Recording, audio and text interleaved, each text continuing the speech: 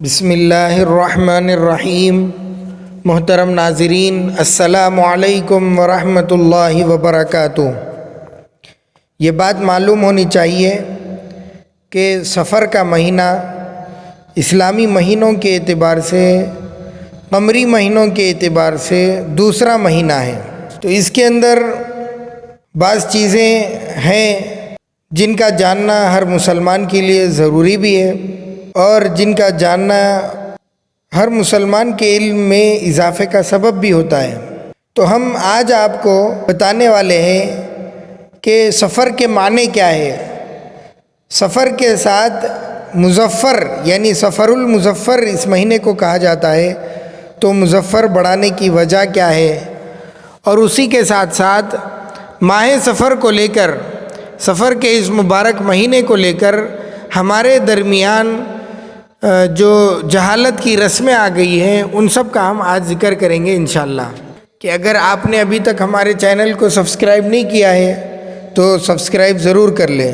محترم ناظرین، حضرت ابو ہریرہ رضی اللہ عنہ سے روایت ہے کہ رسول کریم صلی اللہ علیہ وسلم نے ارشاد فرمایا، بیماری کا ایک دوسرے سے لگنا، بدشگونی لینا اور سفر کی نحوست تصور کرنا، یہ سب چیزیں بے حقیقت ہیں۔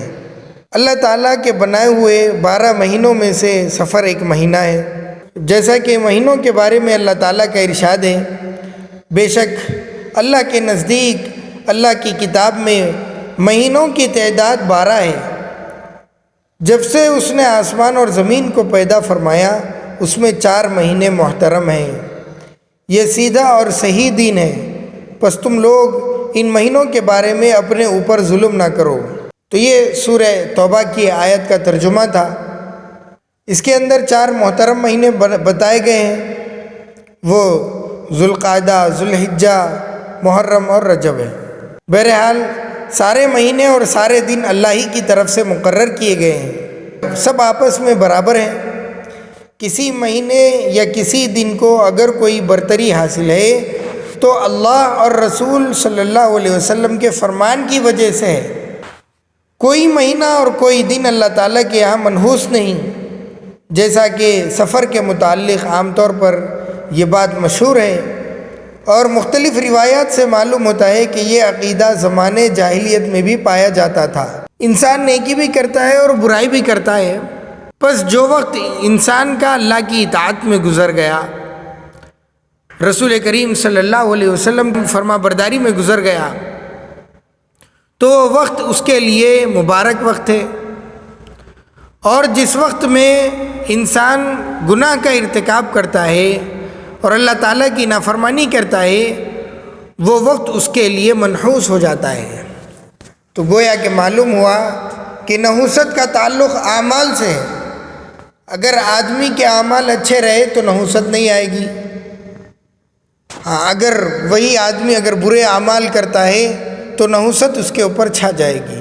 کوئی وقت اللہ کے نزدیک منحوس نہیں، کوئی دن اللہ کے نزدیک منحوس نہیں۔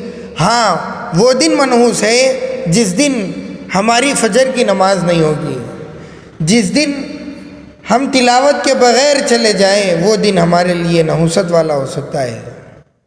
جس دن ہم نبی اکرم صلی اللہ علیہ وسلم کی نافرمانی کرے اور آپ علیہ السلام کی سنتوں کو چھوڑ دے، وہ دن ہمارے لیے منحوس ہو سکتا ہے۔ زمانے جاہلیت میں کفار مکہ بعض پرندوں سے بھی فال لیتے تھے اور الو کو منحوس سمجھتے تھے۔ اسی طرح پرندوں سے یا اس کی آوازوں سے بھی فال لینے کا رواج تھا، جیسا کہ آج بھی ہندوؤں اور بعض مسلم معاشروں میں بھی یہ چیز پائی جاتی ہے۔ یہ کسی طرح بھی صحیح نہیں ہے، آپ علیہ السلام نے بخاری میں اس کو منع فرمایا ہے۔ تو دیکھتے ہیں کہ سفر کے معنی کیا ہے۔ سفر اسلامی تاریخ کا، اسلامی سال کا دوسرا مہینہ ہے، جو کہ محرم الحرام کے بعد اور ربیع الاول سے پہلے آتا ہے۔ سفر عربی زبان کا لفظ ہے جس کے کئی معنی آتے ہیں۔ ایک معنی اس کا سانپ کے بھی آتے ہیں، دوسرے معنی پیٹ کے کیڑے کے بھی آتے ہیں، اور سونا، پیتل، زرد رنگ یعنی جس کو ہم پیلا کہتے ہیں اس کو بھی سفر کہتے ہیں، خشک گھاس یعنی سوکھی ہوئی گھاس کو بھی سفر کہتے ہیں، اور پیلیا کی بیماری کو بھی سفر کہتے ہیں، اور اس کے معنی نحوست وغیرہ کے بھی ہیں، مگر یہ سب معنی مجازی ہے۔ سفر کہنے سے یہ معنی مراد نہیں ہوتے، بلکہ سفر کا ایک تیسرا معنی ہے، وہ ہے خالی ہونا۔ یہ معنی ہی زیادہ معروف ہے۔ عرب کے لوگ زمانے جاہلیت میں، یعنی اسلام سے پہلے، محرم الحرام کی حرمت کی وجہ سے جنگ نہیں کرتے تھے، جنگ سے رکے رہتے تھے۔ اس لیے جیسا ہی محرم کا مہینہ ختم ہوتا تھا اور سفر کا مہینہ شروع ہوتا تھا تو اپنی ضرورت کی چیزیں لینے کے لیے اپنے گھر کو خالی کر دیتے تھے، نکل جاتے تھے گھر سے، خالی چھوڑ دیتے تھے اپنے گھروں کو۔ بس اسی مناسبت سے اس مہینے کو سفر یعنی خالی ہونا کہا جانے لگا۔ شریعت اسلامیہ میں اس مہینے کو سفر اس لیے کہا جاتا ہے تاکہ یہ مہینہ بھی محرم الحرام کی طرح معصیت اور گناہوں سے خالی رہے۔ اب ماہ سفر کے ساتھ مظفر لگانے کی وجہ کیا ہے؟ یعنی اس مہینے کو سفر المظفر کیوں کہا جاتا ہے؟ اس کی وجہ یہ ہے کہ مظفر کے معنی کامیابی اور کامرانی والی چیز کے ہیں، اور خیر کے معنی میں زمانے جاہلیت میں کیونکہ سفر کے مہینے کو منحوس سمجھا جاتا تھا، اور آج بھی اس مہینے کو بہت سے لوگ منحوس بلکہ آسمان سے بلائیں اور آفتیں نازل ہونے والا مہینہ سمجھتے ہیں، اور اسی وجہ سے اس مہینے میں خوشی کی بہت سی چیزیں مثلا شادی بیاہ اور دیگر تقریبات کو منحوس سمجھتے ہیں، جبکہ اسلامی اعتبار سے اس مہینے سے کوئی نحوست وابستہ نہیں ہے۔ اسی وجہ سے احادیث مبارکہ میں اس مہینے کے ساتھ نحوست وابستہ ہونے کی سختی کے ساتھ تردید کی گئی ہے۔ اس لیے سفر کے ساتھ مظفر لگایا گیا تاکہ اس کو منحوس اور شر اور آفت والا مہینہ نہ سمجھا جائے، بلکہ کامیابی والا اور خیر والا مہینہ سمجھا جائے۔ زمانے جاہلیت میں بھی اہل عرب کفار مکہ مختلف عجیب اور غریب خیالات اور توہمات رکھتے تھے، اور آج بھی زمانے جاہلیت کے ہی کچھ ملتے جلتے خیالات ہمارے اندر بھی پائے جاتے ہیں۔